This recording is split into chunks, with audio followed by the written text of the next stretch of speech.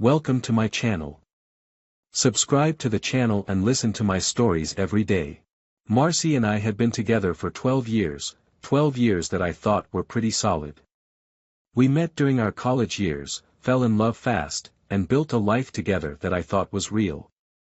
She was everything I thought I needed, ambitious, confident, loving, or so I believed. Looking back, I think it was the ease of it that sold me. She never made things difficult, never asked too many questions, never showed signs of unhappiness. We settled into a routine once we got married, a life that felt as comfortable as it was predictable. We had our house, our circles of friends, and our own set of personal quirks. Marcy worked in marketing, and I was a systems engineer, the tech guy, as she liked to call me.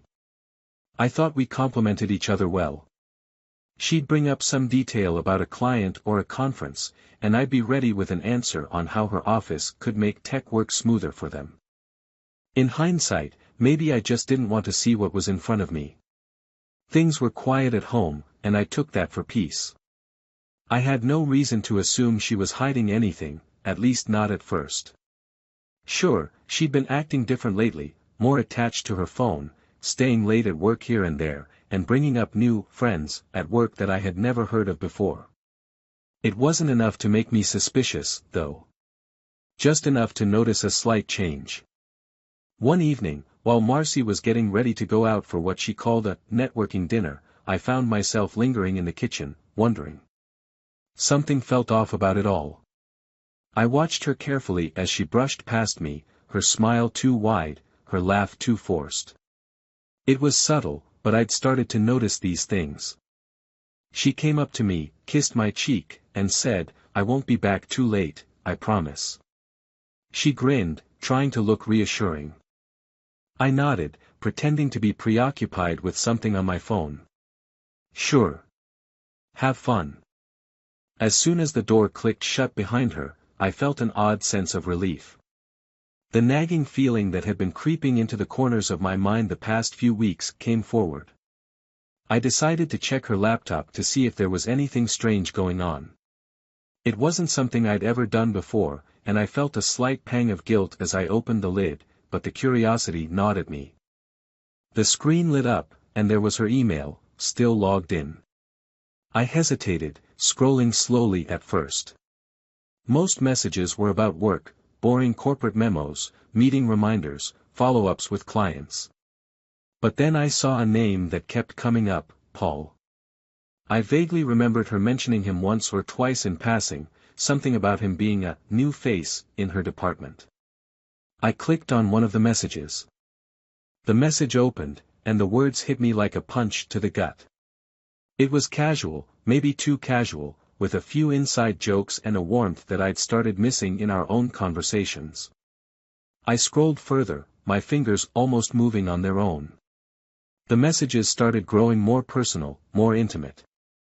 The way they talked about meetings, outside of work, the occasional late-night text when she was supposedly working late, and hints that things between them had crossed boundaries far beyond friendship.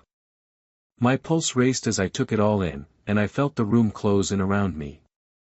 I shut the laptop, a million thoughts firing off in my head.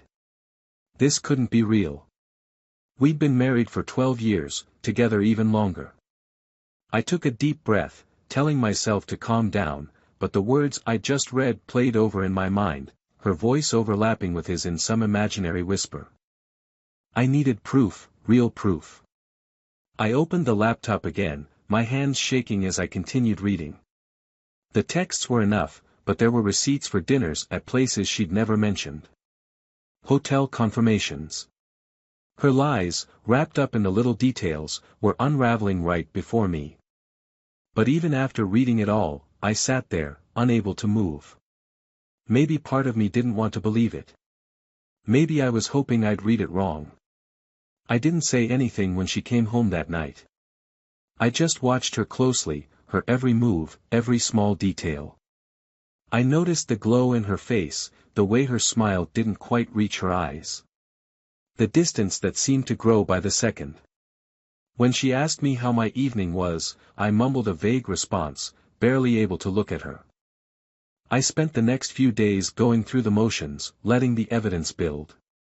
I checked her emails again and found more proof that she and Paul were more than just friends. I even went as far as cross-referencing her calendar with my own, lining up her work trips with times she was actually meeting him.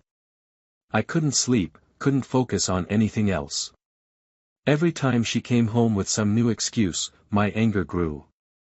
But I kept it all inside, every detail, every trace of her betrayal. Eventually, I knew I'd have to confront her, but I didn't want to rush it. No, I wanted her to feel it, to see everything she'd been hiding exposed in front of her. So I waited, keeping my calm, and planned. By the end of that week, I had more than enough proof. Hotel reservations, credit card receipts, dozens of texts. But instead of blowing up at her, I decided to give her one last chance. A chance to come clean. That Saturday morning, I suggested we go out for breakfast, just the two of us. She agreed, but I could see the hesitation in her eyes. As we sat across from each other at our favorite diner, I tried to bring up our relationship. You know, I started, taking a sip of coffee, we haven't been as close as we used to be. Do you think something's changed between us? She looked at me, forcing a sympathetic smile. It's just work, she said, brushing it off. I'm just stressed. I nodded, swallowing down the words I wanted to say. Sure. Just work. We finished breakfast in silence, each of us lost in our own thoughts. As we drove home, I couldn't help but feel a strange kind of resolve. She'd made her choice, and now it was my turn. The final pieces of my plan were coming together, and soon enough, she would know exactly what I'd been holding back. Over the next few days, I lived in a fog of suspicion, disappointment, and a flickering rage. Marcy's affair wasn't just a betrayal, it was the unraveling of the life I thought we'd built together. Each night, I watched her, hoping to catch a glimpse of the woman I'd married, to see if she felt even a shred of guilt. But if she did, she hid it well. Her lies rolled off her tongue with practiced ease, and the worst part was that she didn't seem to notice how her words stung me.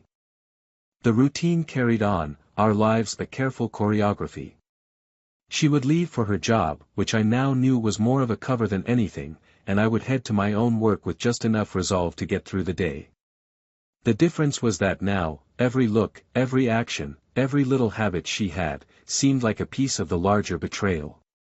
I wanted her to slip up, to make some mistake that would let me finally confront her. But I also wanted to keep my cool. I was in no hurry to explode and let her walk away with any semblance of dignity. One afternoon, I decided to take a drive. I didn't have a destination in mind, I just needed to clear my head. Somehow, though, I ended up in front of the hotel where one of her business trips had taken place. Seeing it in person gave the betrayal a whole new level of reality. My mind was flooded with mental images of her here, laughing with him, sharing the parts of herself she'd vowed were only for me. As I sat there, gripping the steering wheel, my phone buzzed. It was a message from Marcy, checking in, asking what I wanted for dinner. I wanted to text her back with some scathing remark, to tell her I was sitting right where she'd had her little rendezvous, that I knew every disgusting detail. But I held back, and instead typed a brief response, whatever you want. I figured that was the truth now, she had taken whatever she wanted from our marriage. Later that evening, I returned home, intent on continuing my quiet surveillance. But I was surprised to find Marcy already there, looking unusually cheerful. "Hey! You're home early," she said with a bright smile, setting the table for dinner. "I thought you'd be later tonight." "Yeah, got off a bit early," I replied, slipping into our usual routine as best as I could. "Thought I'd join you." The more we talked, the more I noticed she was acting overly affectionate, almost as if she were trying to compensate for something. The irony wasn't lost on me. She leaned in closer, laughing more easily than usual, her hand brushing my arm here and there. Part of me wanted to pull away, but another part clung to the familiarity.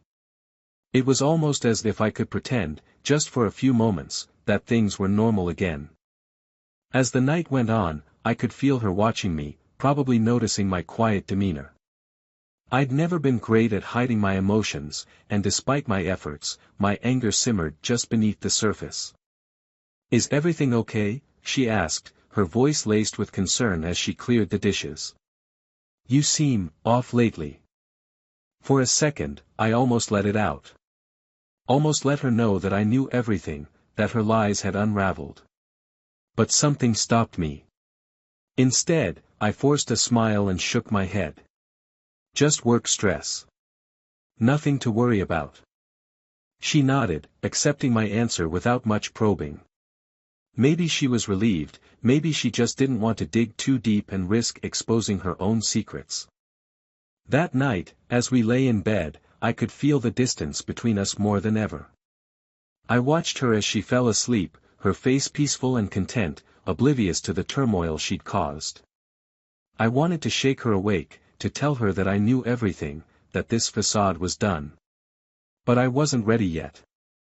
She was about to face a reckoning, and I wanted to make sure I had everything in place before I confronted her.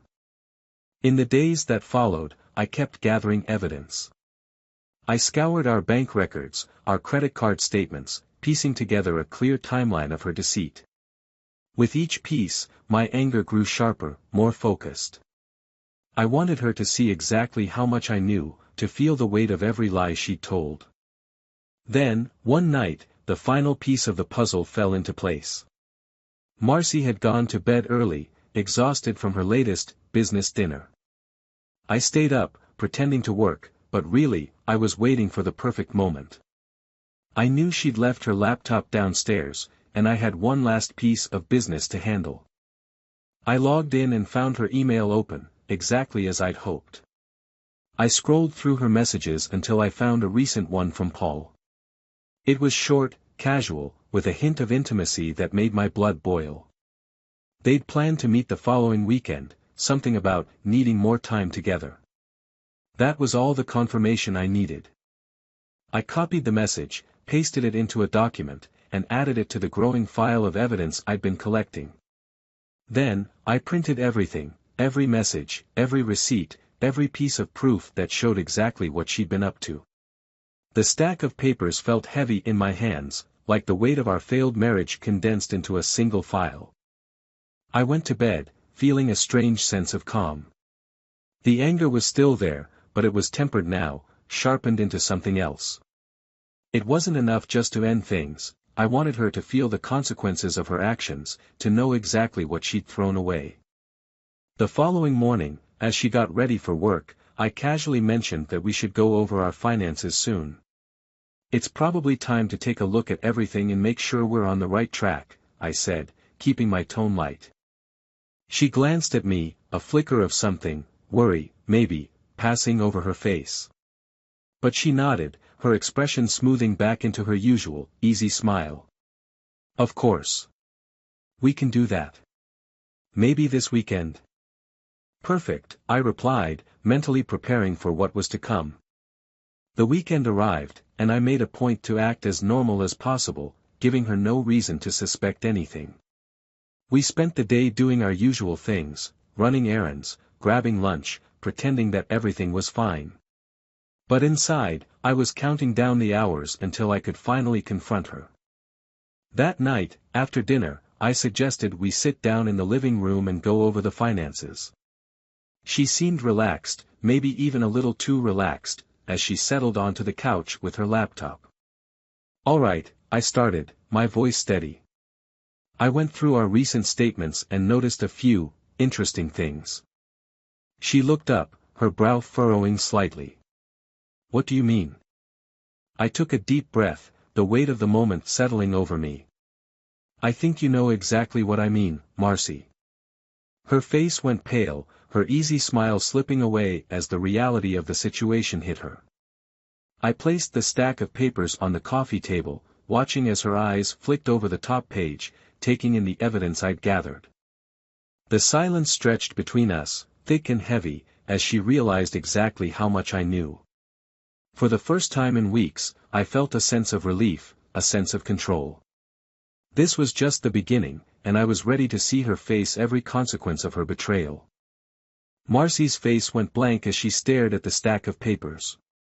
Her eyes darted over the pages, confusion clouding her expression before giving way to shock. Slowly, she lifted her gaze to meet mine, her mouth opening slightly as if to speak, but no words came out. "Say something," I prompted, unable to keep the anger from creeping into my voice. This was the moment I had been waiting for, yet somehow, the silence felt sharper than any argument we could have had. She stammered, finally breaking the silence. What is all this?" I leaned back, crossing my arms and keeping my expression cold. "I think you know exactly what it is, Marcy. So why don't we skip the part where you pretend you don't?" She glanced down at the stack of printed messages, receipts, hotel confirmations, each piece damning her in ways no denial could erase.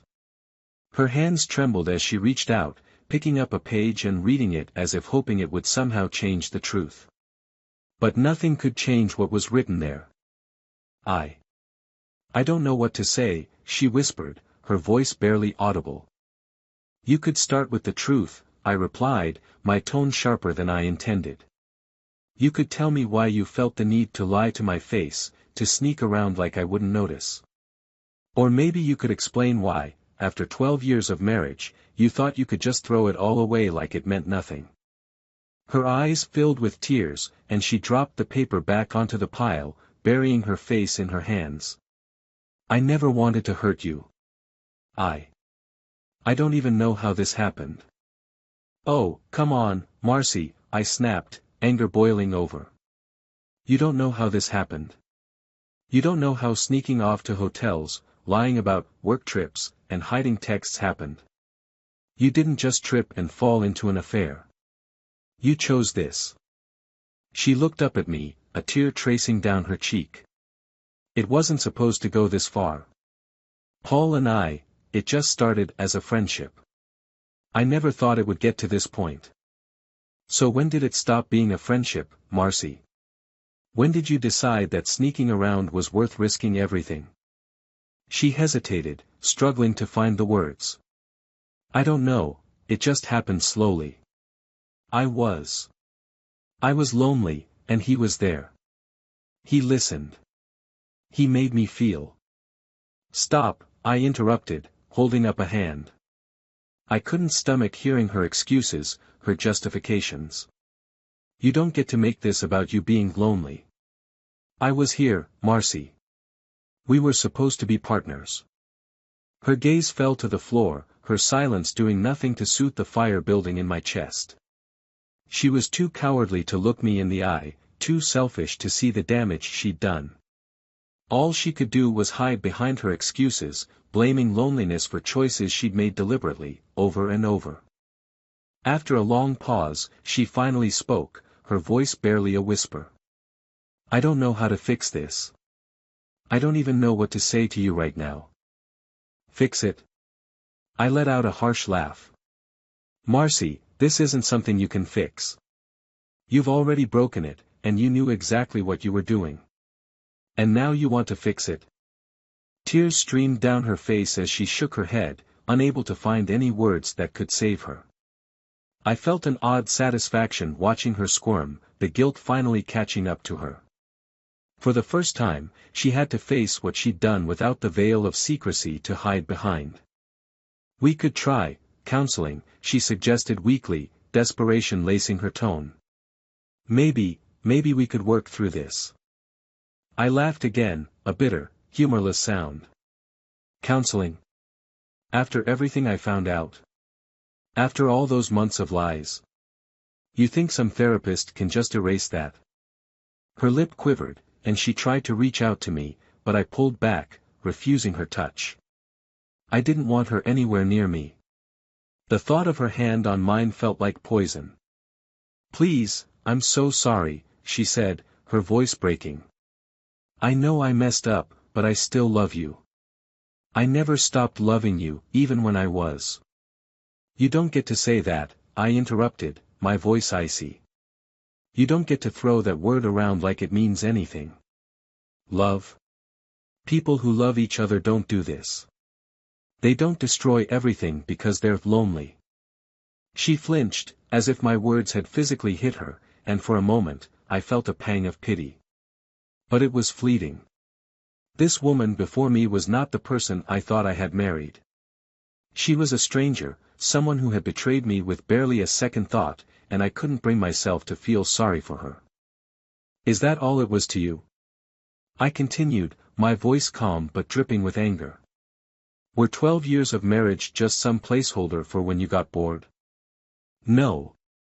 I swear, it wasn't like that. I never meant for this to happen, it just. You keep saying that, I said, my voice harsh.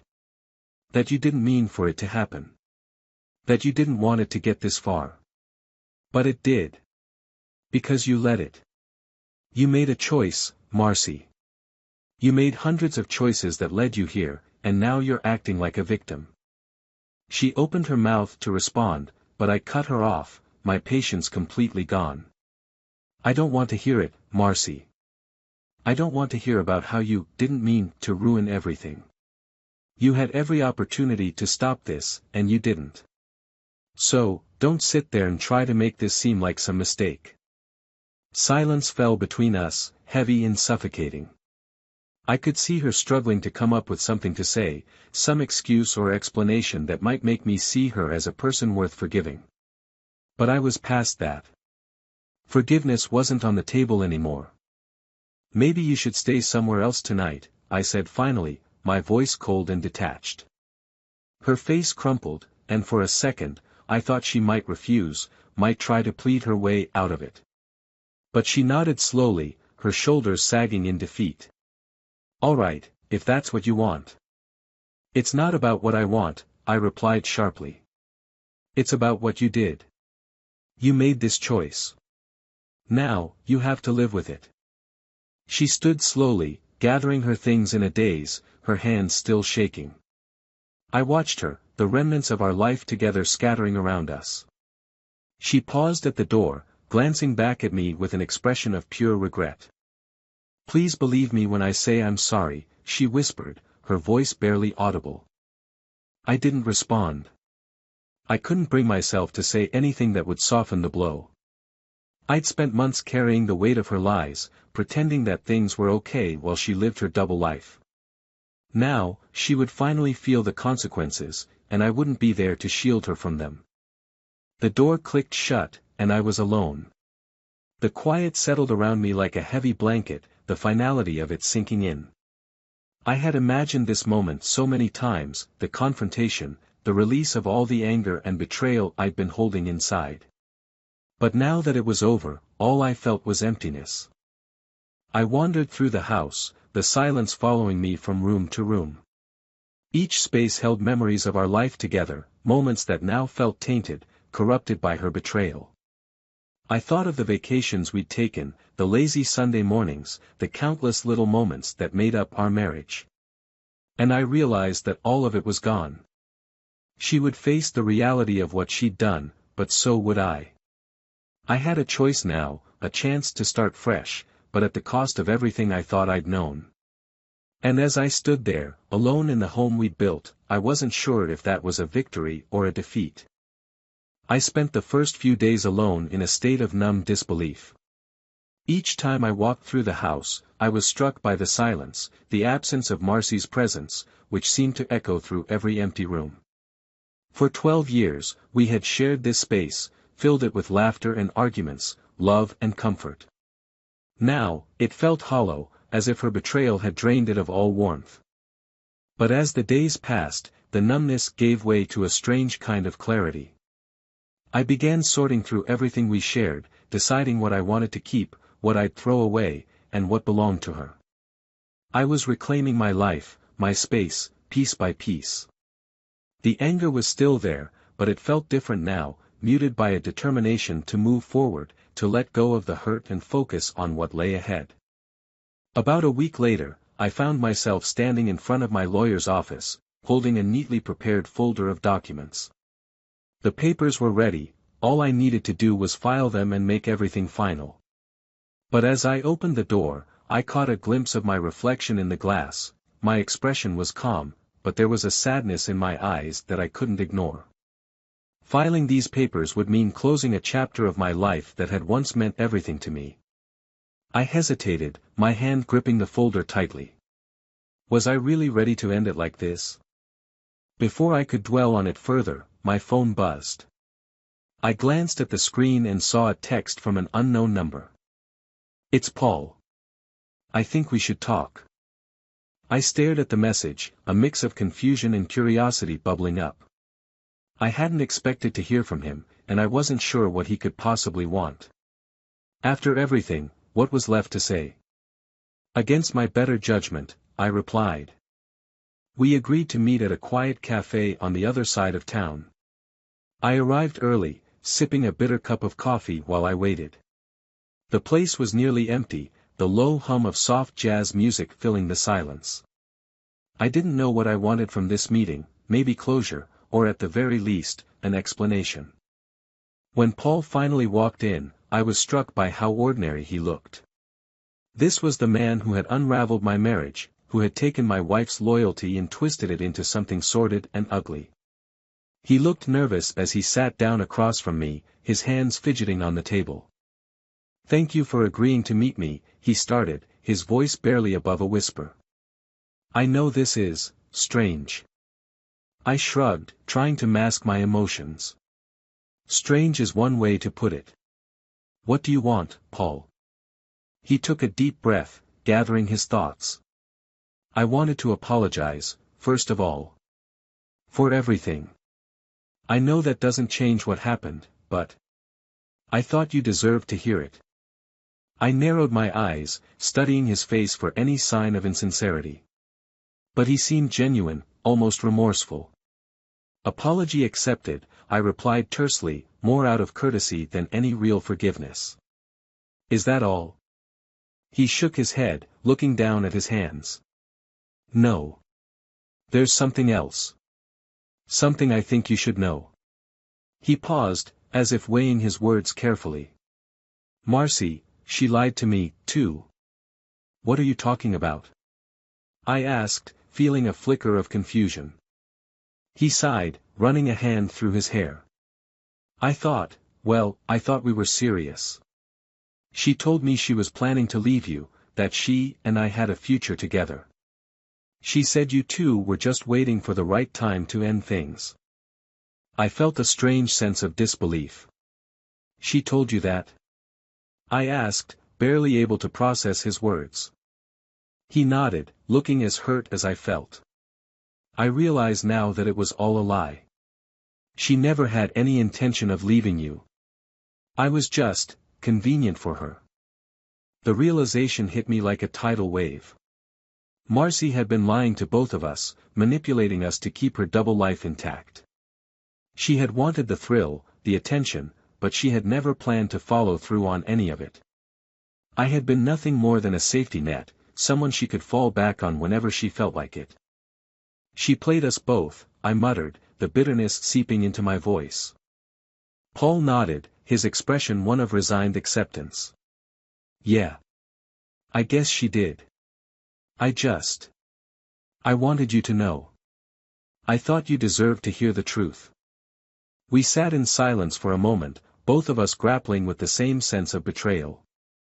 In a strange way, I felt a kinship with him. He was as much a victim in this as I was, and though I hated him for what he'd done, I couldn't deny that he, too, had been used. After a long pause, he cleared his throat, his voice steady. "What are you going to do now?" I thought about it, the weight of the decision settling over me. "Move on," I replied, my voice firm. "I'm filing for divorce. I'm done with her lies." He nodded, a faint look of relief crossing his face. "I understand. If it's any consolation. I'm truly sorry. I never wanted it to end like this." I offered him a nod, unsure of what else to say. There was nothing left between us but the empty echoes of Marcy's deception. The next day, I went to the courthouse and filed the divorce papers, feeling a strange sense of liberation as I signed my name on the final line. It was done. I was free. Weeks passed, and I began to rebuild my life. I poured myself into work, took up new hobbies, reconnected with friends I hadn't seen in years. Each day, I felt the weight of the past lifting, little by little, as I let go of the memories that had once haunted me. One evening, as I was going through some old boxes in the attic, I found a small, worn journal tucked away in the corner. It was Marcy's handwriting on the cover. Curiosity got the better of me, and I opened it, flipping through the pages filled with her neat, looping script. It was a diary, a record of her thoughts, her emotions, everything she hadn't told me. As I read, a chill ran down my spine. She hadn't written about Paul, or the lies she'd told, but about me. About the resentment she'd felt, the boredom, the emptiness she claimed I'd never understood. Each page revealed a side of her I had never seen, a woman who had been calculating, deceitful, but who had also felt trapped in ways I'd never realized. Then, in the final pages, I saw something that stopped me cold. "He'll never know the real reason," she had written, her words etched with an unsettling calm. "All he'll see is the affair. He'll think it was about love, or attention, or a simple mistake. But it wasn't. I needed a way out. And if this is how it happens, so be it." I stared at the words, my mind reeling. She had known. She had planned it all, the lies, the deceit, the carefully constructed story. She had wanted me to find out. She had wanted me to end it for her, to do the hard work so she could walk away guilt-free. The realization settled over me like a dark cloud. She had never loved me, not truly. She had used me, molded me into the villain in her narrative so she could leave without consequence. And as I closed the journal, feeling the finality of it all, I understood one thing: Marcy had gotten exactly what she wanted. But I was free. And as I stood there, the weight of the journal heavy in my hand, I knew I was finally ready to let go of her, once and for all.